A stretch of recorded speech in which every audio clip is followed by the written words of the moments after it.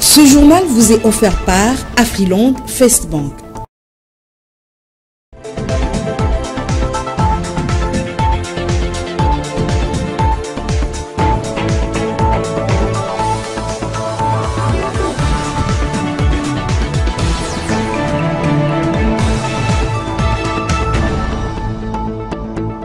C'est un plaisir de vous retrouver dans le cadre de cette grande édition du journal. Mesdames et messieurs, bonsoir et bienvenue. L'ONU dénonce des violations et atteintes aux droits de l'homme et droits humains d'une ampleur indescriptible dans la partie est de la RDC. Les Nations Unies ont réitéré leur appel fait au Rwanda à mettre fin à son soutien au M23. L'information ressort d'un rapport préliminaire de l'ONU présenté hier à Genève par son haut commissaire aux droits de l'homme. Le document retrace les différentes violations des droits de l'homme perpétrés contre les civils. Suivez. La mission documente des violations et atteintes aux droits humains d'une ampleur et étendue effroyable. Il est très préoccupant que les affrontements continuent sans répit dans le nord Kivu et le sud Kivu. J'appelle toutes les parties au conflit à s'engager immédiatement en faveur d'un cessez-le-feu et à reprendre les négociations et de respecter le droit international humanitaire et les droits humains. Je renouvelle mon appel au Rwanda à retirer ses troupes du territoire de la RDC et à cesser tout soutien au M23. J'appelle aussi tous les États qui ont une influence sur les parties au conflit à encourager le respect du droit international. Je les exhorte à faire tout ce qui est en leur pouvoir pour répondre à cette grave crise dans cette région et à soutenir les efforts de médiation pour trouver une solution durable, notamment en traitant les causes profondes de cette instabilité. Et dans un autre chapitre, le porte-parole des FARDC a formellement démenti un prétendu massacre de 318 personnes à Moba dans la province du Tanganyika dans la nuit du 14 au 15 juin dernier. Selon le général Sylvain Ekenge, aucune attaque ni évacuation massive n'a été enregistrée durant cette période. Suivez. Les forces armées de la République démocratique du Congo ont suivi, comme tout le monde, l'information faisant état de 318 personnes tuées dans la nuit de samedi 14 à dimanche 15 juin 2025 dans le territoire des Moba en province du Tanganyika. À ce sujet, les forces armées de la République démocratique du Congo portent à la connaissance de l'opinion nationale et internationale qu'aucun massacre d'une telle ampleur n'a eu lieu dans la nuit du 14 au 15 juin 2025 dans le territoire des Moba. L'information sur les prétendues 318 personnes tuées, rendue publique sans vérification préalable, est fausse et dénuée de tout fondement. En effet, faisant les bilans sécuritaires du territoire, la société civile locale a plutôt stigmatisé l'activisme du groupe armé Mutono, à la base d'une dizaine de morts depuis 2024 au groupement Maseba dans la chefferie de Kansabala en territoire des Moba, sous l'impulsion du gouverneur de la province du Tanganyika. L'administrateur de Moba a réussi à gérer la situation avec sagesse et professionnalisme. Les forces armées de la République démocratique du Congo demandent à l'opinion de ne pas céder à la désinformation, la manipulation et l'intoxication véhiculée par les personnes mal intentionnées dans le but de nuire à leur crédibilité. Elle dénonce également la récupération de cette fausse information à des fins politiques et propagandistes. Et nous allons rester dans ce chapitre du prétendu drame à Moba. Sachez que le chef du cabinet du rapporteur de l'Assemblée nationale a également démenti l'information. Selon le document publié par le bureau de l'Assemblée nationale, les chiffres communiqués par le caucus des députés du Tanganyika sont erronés. Jusque-là, aucun massacre n'a été signalé. Selon toujours ce communiqué, l'Assemblée nationale va procéder à une enquête pour préciser l'information. Lutte contre la présence des groupes armés locaux et étrangers dans la partie est de la RDC. Le gouvernement congolais vient de mettre à la disposition de l'armée régulière des avions de transport en vue de faciliter la mobilité des officiers pour une supervision des troupes.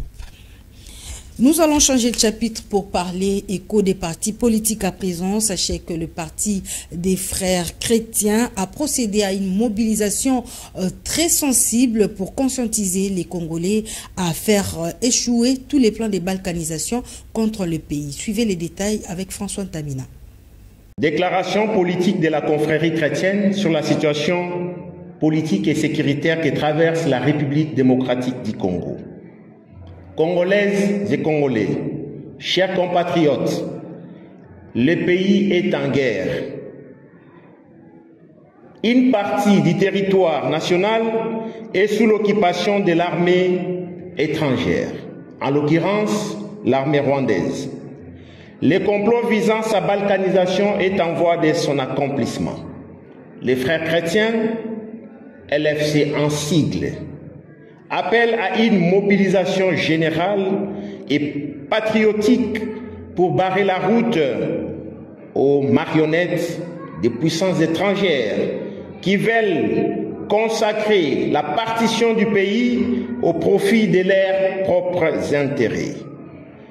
Comme nous le savons tous, dans un passé récent, la classe politique congolaise s'était réunie à Sun City lors du dialogue intercongolais pour poser des bases à la Troisième République afin de résoudre l'éternel problème de la crise de légitimité. Aujourd'hui, la RDC, notre beau et cher pays, est dans son 4e cycle électoral. Après les concertations du Palais du Peuple, les dialogues de la Cité de l'Union africaine, les accords de Saint-Sylvestre, forums qui ont permis la consolidation des acquis et abouti à la première alternance démocratique et passation civilisée du pouvoir en RDC. Les frères chrétiens regrettent les revirements qu'ont pris les metteurs en scène et l'acteur principal de cette réalisation, de cette alternance politique. Et la partie orientale de notre pays est aujourd'hui dans une insécurité totale, en voie de sa balkanisation pour des causes déjà traitées au dialogue intercongolais et consacrées dans la Constitution. Congolaises et Congolais, chers compatriotes, la République démocratique du Congo, notre pays, n'est pas un royaume ou une dynastie réservée à une seule famille, encore moins à un bien privé appartenant à un individu ou un groupe d'individus qui veulent la donner ou l'hypothéquer à qui ils veulent. La RDC est un héritage commun légué par nos ancêtres. Nous devons la protéger. Écho des partis politiques, toujours sachez que les partis des frères chrétiens soutiennent également l'initiative de l'ECC et de la SENCO au sujet de la tenue d'un dialogue entre les acteurs impliqués dans la crise politique et sécuritaire dans l'Est de la RDC. Pour ce parti des frères chrétiens, le président de la République doit réunir tout le monde autour d'une même table. Encore une fois, suivez le secrétaire général de ces partis, Isidore Chitenge Moukol Akasanga, interrogé par François Ntamina. Congolaises, c'est Congolais. La tradition africaine nous apprend la culture de l'arbre à palabre pour le règlement des conflits et des différends. Et la crise politique et sécuritaire qui se vit aujourd'hui dans notre pays ne peut être résolue que par un dialogue sincère entre les filles et les fils du pays.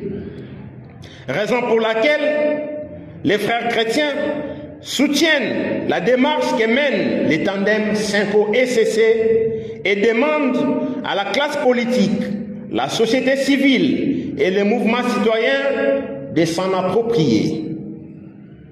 Eu égard à ce qui précède, les frères chrétiens, un parti politique qui prône les valeurs chrétiennes, dont l'amour du prochain, le pardon mutuel, Escaïtera félicite le président de la République pour son esprit d'ouverture envers les opposants, en privilégiant l'intérêt supérieur de la nation.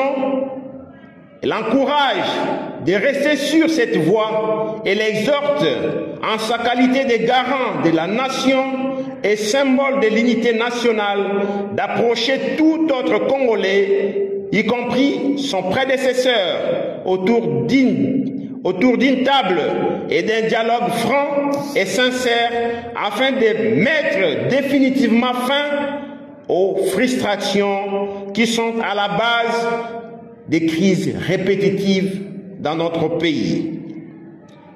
Pour l'intérêt supérieur de la nation, la confrérie chrétienne et son leader, le président national, je cite, l'honorable docteur Nenele Mopongo Jean Bosco, se propose la mission des bons offices pour aplanir les divergences qui ont élu domicile entre nos pères spirituels de la Cinco et de l'ECC, qui ne jurent que sur le bonheur et le bien-être de la population, et les fervents nationalistes, défenseurs de l'intégrité territoriale, son Excellence Jean-Pierre Bemba Gombo, qui lui ne jure que sur le respect des institutions établies et sollicite solennellement aux deux parties des audiences séparées pour rapprochement des points de vue et aplanir les divergences. Aux extrémistes de tous bords, le frère chrétien vous demande de placer l'intérêt supérieur de la nation au-dessus de vos intérêts égoïstes et individuels et vous exhorte de bannir tout discours à caractère séparatiste tendant à mettre mal la cohésion nationale. Congolais et Congolais, tel est le point de vue de la confrérie chrétienne sur la situation politique et sécuritaire de notre pays. Que vive la République démocratique du Congo, que vive la cohésion nationale. Un mot sur la religion. L'église de la mission spirituelle du Christ au monde, paroisse Zolandonga, a totalisé 51 ans d'existence. Une grande activité a été organisée au siège de cette église dans la commune de Kalamou. Occasion pour son éminence, l'ambassadeur Mangele Silubasa, chef suprême et président général de la CREATEBEM, de sensibiliser les fidèles sur leur participation au grand culte dénommé Bangunza Totelema Ponabo Mokoya Congo, qui sera organisé le lundi 30 juin au terrain à Sosa. Reportage. L'ambiance était aux allures célestes avec la prestation des différentes chorales et orchestres au rythme du bascule.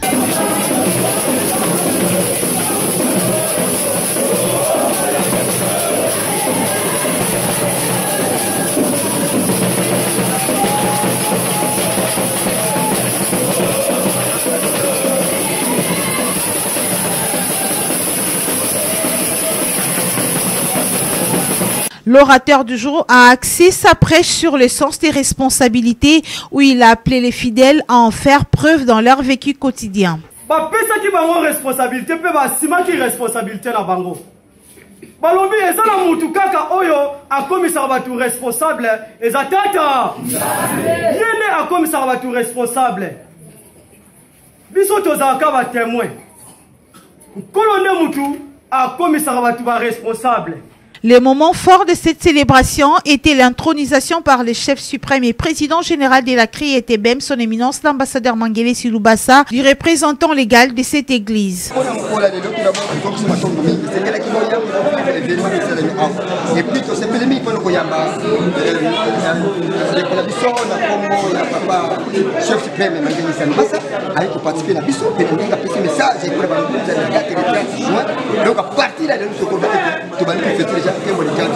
Donc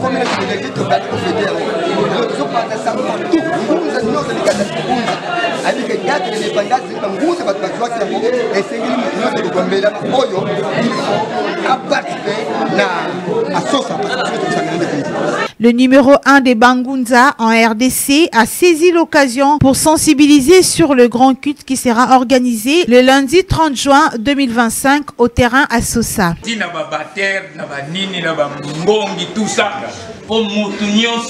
Na terrain yoka pe na sengi na bino matondo mingi na kombo ya confession religieuse ya ba mangomba ya ba autochtone ya ba traditionnel ya ba ngunza ya ba mpe valongo ya ba nzila Congo ya ba authentique to bengami biso nyonso le 30 juin ponani to bengami le 30 juin na terrain à Sosa na commune ya Kasavubu unande mbala liboso na gouvernement na biso ba mangomba ya molimo ya bangunza tokosala 65e anniversaire ya indépendance ya mboka na biso. Tout est bien qui finit bien, dit-on. Le numéro 1 d'Enzola Ndonga a ainsi remercié son éminence d'ambassadeur Mangele Silubasa pour sa présence à cette grande célébration avant la démonstration du bascule qui sera exhibé le 30 juin au terrain à Sosa lors du grand culte dénommé Bangunza Totelema Ponabomoko ya Congo.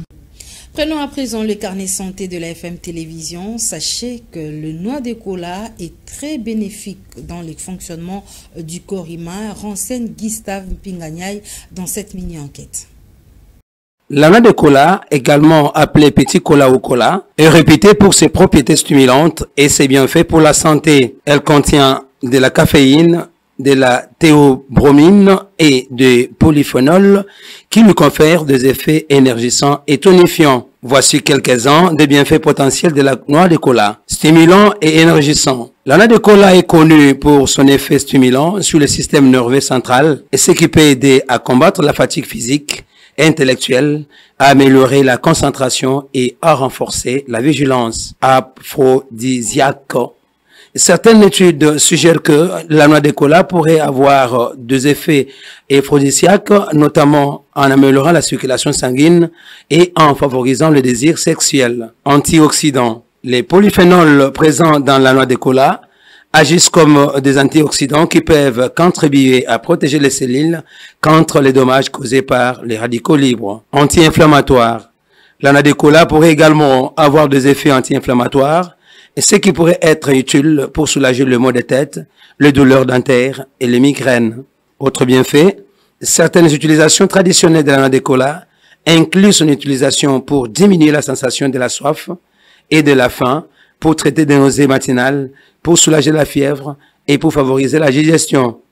Il est important de noter que la noix de cola est riche en caféine et en théobromine, ce qui signifie que elle peut provoquer des effets secondaires tels que l'insomnie, l'anxiété et une augmentation de la tension artérielle chez certaines personnes. Il est important de consommer la noix de cola avec modération et de consulter un professionnel de la santé avant de l'utiliser, en particulier si vous avez des problèmes de santé ou si vous prenez des médicaments. En résumé, la noix de cola peut être un complément intéressant pour booster l'énergie, améliorer la concentration et favoriser le bien-être général.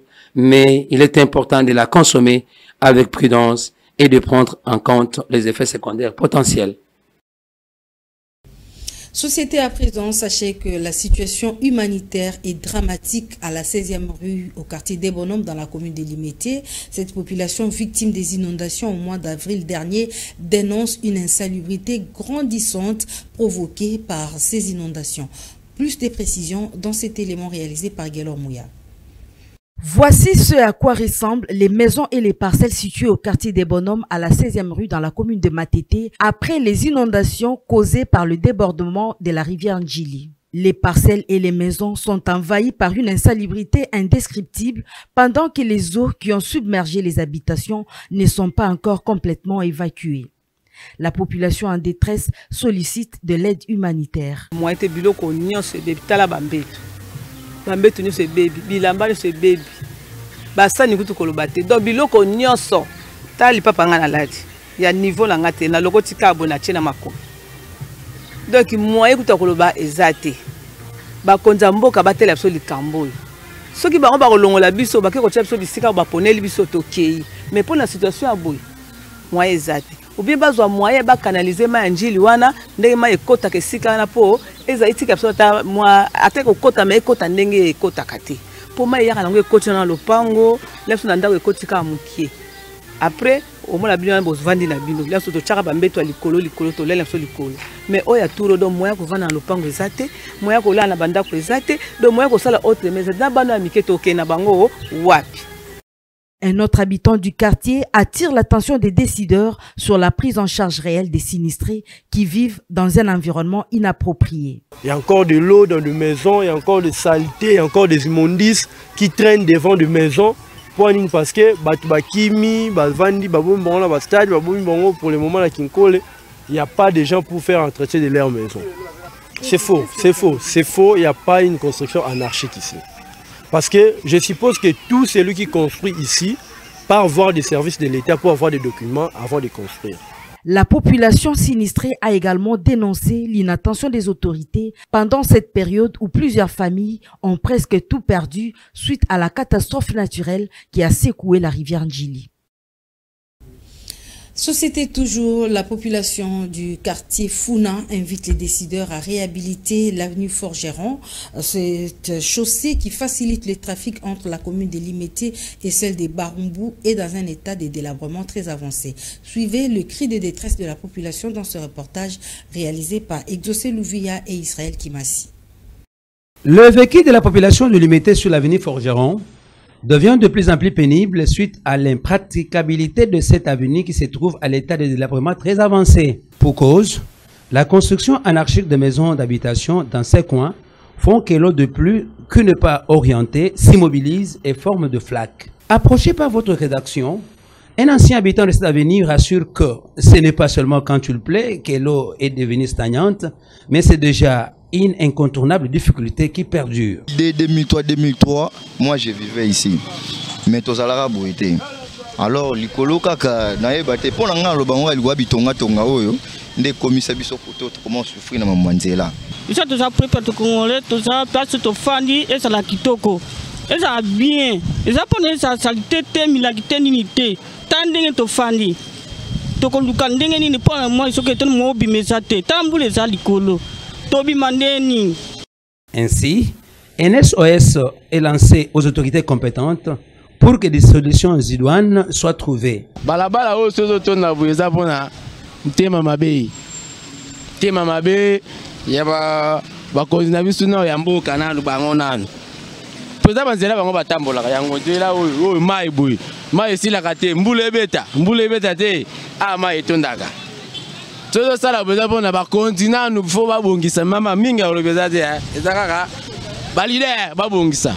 Quand on sait que cette population s'est plainte il y a de cela plusieurs jours, la population a ajouté que un silence des morts loge le camp des décideurs.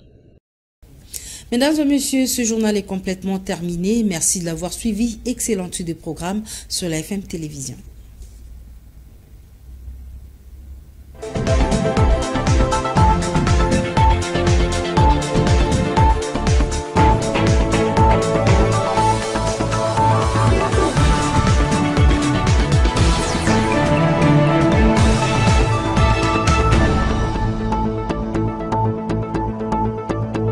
Ce journal vous a été offert par Afriland, Facebook.